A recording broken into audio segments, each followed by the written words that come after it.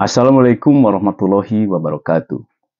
Om Swastiastu, Namo Buddhaya, salam kebajikan. Saya sering membaca komentar di berbagai macam media sosial tentang hal yang berhubungan dengan IKN.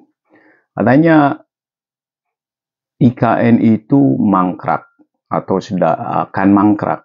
Dan ini biasanya komentar-komentar ini datang dari mereka yang tidak menyukai Pak Jokowi, ya. Karena mereka pikir bahwa proyek IKN ini adalah ambisi daripada Pak Jokowi. Sebenarnya itu salah besar sekali. Kepindahan ibu kota dari Jawa ke Kalimantan itu sebenarnya sudah dirintis sejak zaman Bung Karno. Jadi bukan ide Pak Jokowi semata.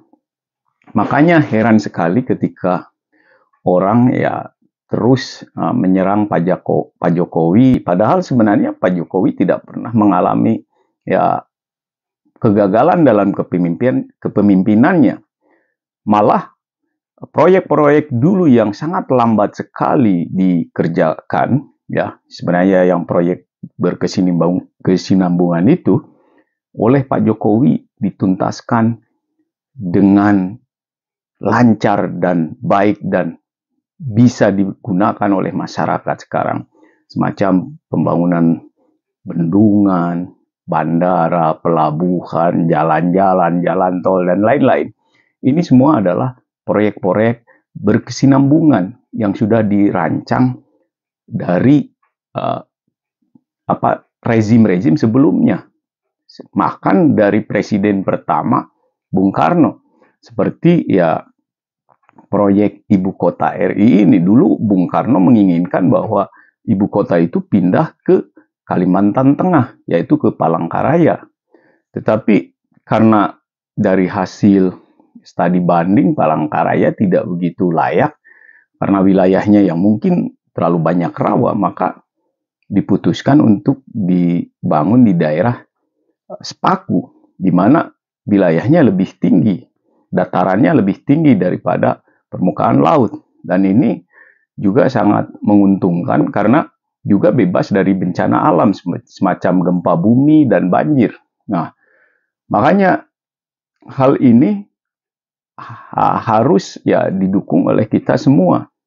Jadi salah sekali kalau dikatakan bahwa ini adalah proyek ambisi Pak Jokowi. Pak Jokowi adalah orang yang memutuskan kepindahan ibu kota ini untuk segera dilakukan dan sudah dilaksanakan, sudah diundang-undangkan. Makanya kita harus mensyukuri bahwa toh semua apa yang dicita-citakan oleh pendahulu kita, oleh pemimpin-pemimpin berikutnya dilaksanakan, dipenuhi gitu ya. Nah, yang saya tidak mengerti yaitu mereka yang selalu mengatakan bahwa IKN itu mangkrak, IKN itu tidak, istilahnya bukan aspirasi dari rakyat gitu ya, tetapi datangnya dari ambisi Pak Jokowi, dan saya kira itu salah besar sekali ya. Dan kita juga, kalau menurut pikiran saya itu sudah sangat mendesak sekali bahwa ibu kota RI itu pindah dari Pulau Jawa, karena dampak daripada Jakarta menjadi ibu kota RI itu menyebabkan pertambahan penduduk yang luar biasa. Urbanisasi ke Jakarta, ke Pulau Jawa dari pulau lain itu tak terbendung.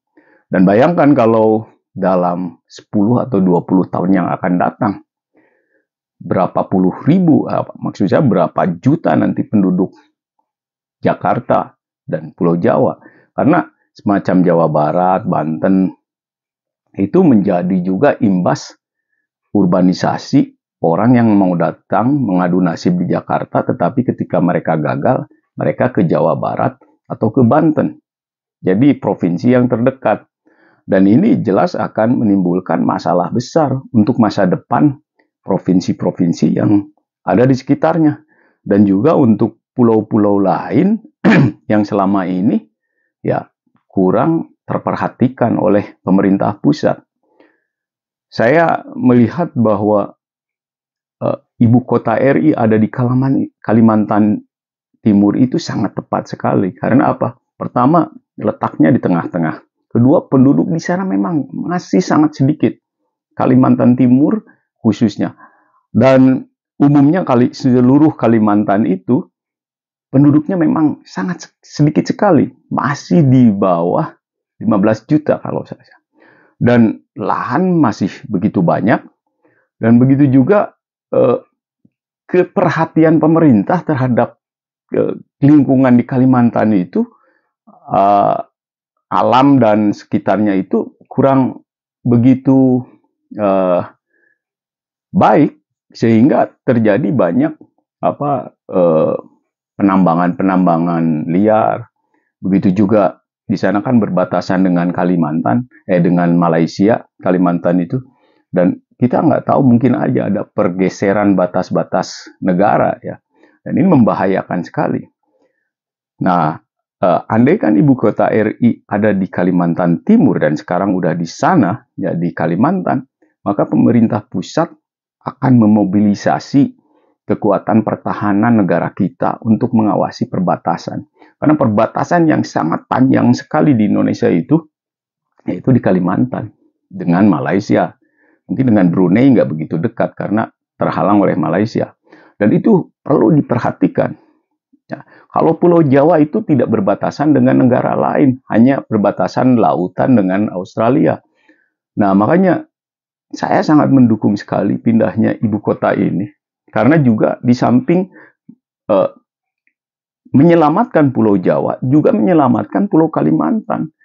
Di sanalah kehadiran pemerintah pusat akan memperhatikan Kalimantan lebih serius, terutama dari tambang-tambang liar, dari keterbelakangan ya masyarakat di Kalimantan yang di sana mungkin hanya maju hanya di pusat-pusat kotanya ya di pusat-pusat ibu kota.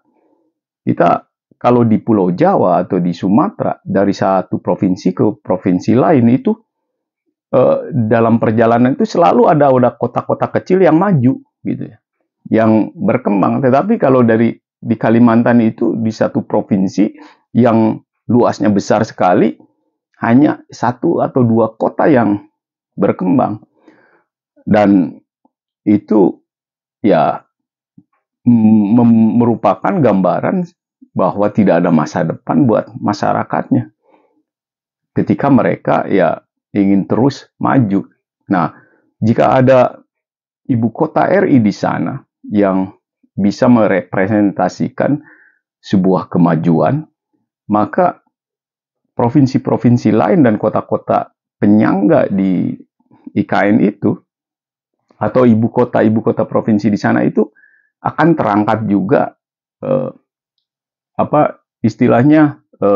kualitas hidupnya, dan terangkat juga standar kehidupan di sana.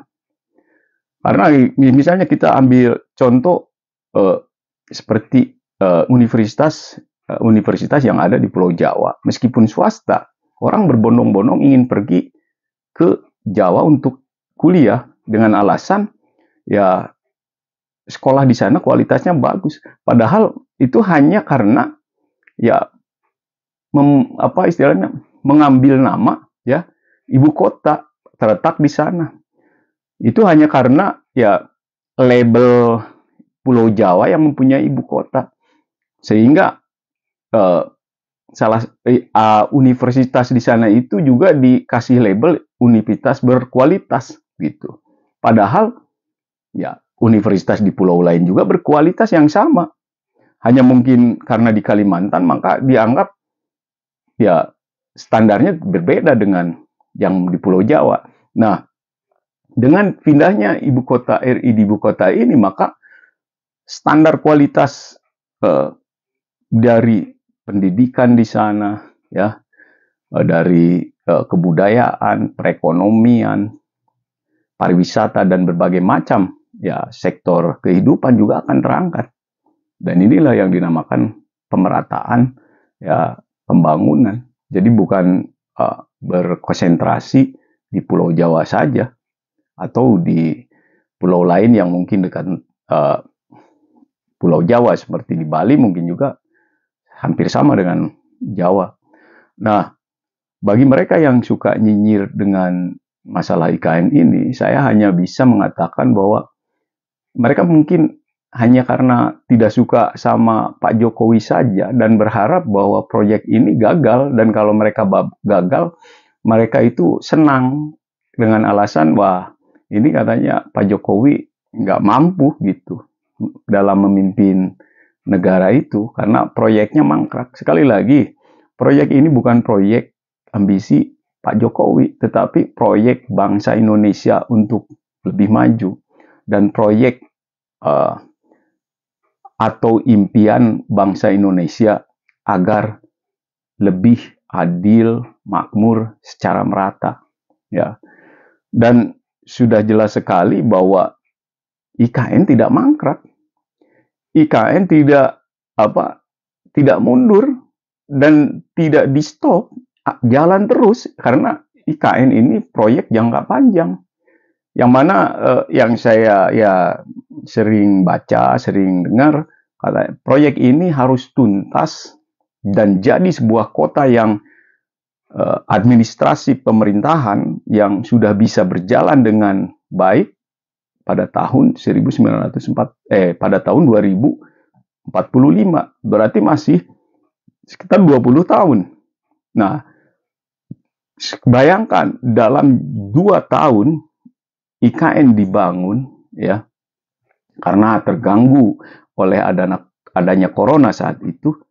Dalam 2 tahun dibangun IKN itu begitu pesatnya sudah berdiri sebuah istana di sana, didukung dengan bangunan-bangunan pemerintahan yang lain.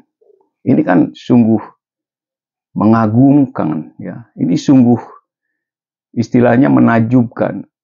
Ini yang membangun bangsa Indonesia, orang-orang Indonesia dari seluruh Indonesia, pekerja-pekerja bangunan datang ke sana bekerja. Ada yang orang lokal dari Kalimantan, dari Jawa, dari Sulawesi, dari NTT, dari Sumatera, bekerja di sana, bekerja sama membangun sebuah ibu kota. Ini adalah catatan sejarah bagi bangsa Indonesia membangun ibu kota sendiri. Ya. Dan mudah-mudahan di masa Prabowo ini akan lebih pesat lagi, di mana Prabowo mengatakan bahwa dalam 4 tahun IKN harus sudah selesai. Dalam artian ya yang bangunan intinya begitulah. Bahkan katanya parlemen juga, gedung DPR juga akan dibangun di sana harus selesai tahun 2028 di masa kepemimpinan dia. Dan ini sangat menakjubkan, sebuah cita-cita yang maha besar yang perlu kita dukung.